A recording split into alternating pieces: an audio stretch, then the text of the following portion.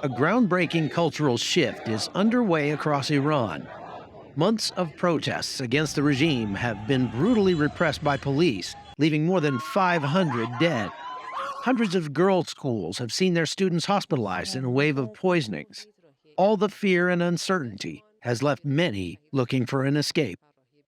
Thousands are now fleeing north to one of the only free and democratic countries in the region, Armenia.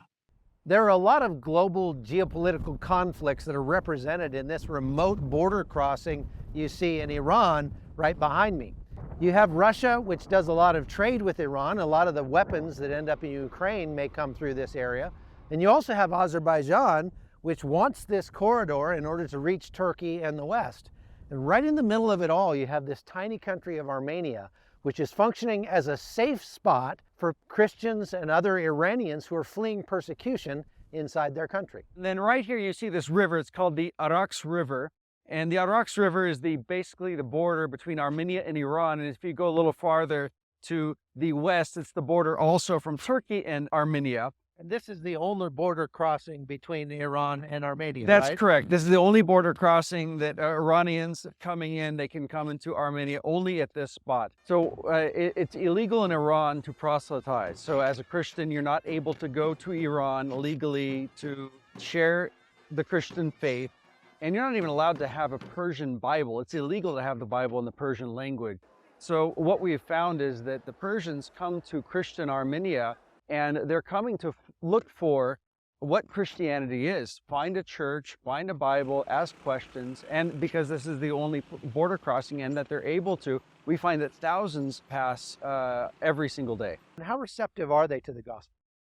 Those that are coming from Iran are so excited to meet a Christian and to listen. And in fact, we have seen many, hundreds have come to faith in Jesus Christ. It's just that they need to hear. They need to have someone that is a preacher, an evangelist to teach them and show them that. And they're so eager to read a Bible as well as they're not allowed to have those in Iran. But the journey can be full of risk. This bus full of Iranians caught fire while ascending the treacherous mountain road en route to Armenia's capital, Yerevan. Fortunately, there were no injuries.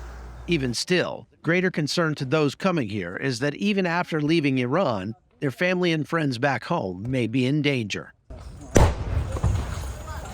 I myself, was beaten 4 years ago in Shiraz University because of hijab, because I took off my scarf. In Iran, women are, suffering a lot because there are a lot of rapes, a lot of harassment, and it is normal. It has been normal. No one understands that it is harassment, it is rape. No one understands it. They say it's normal. You're a woman, so you must obey.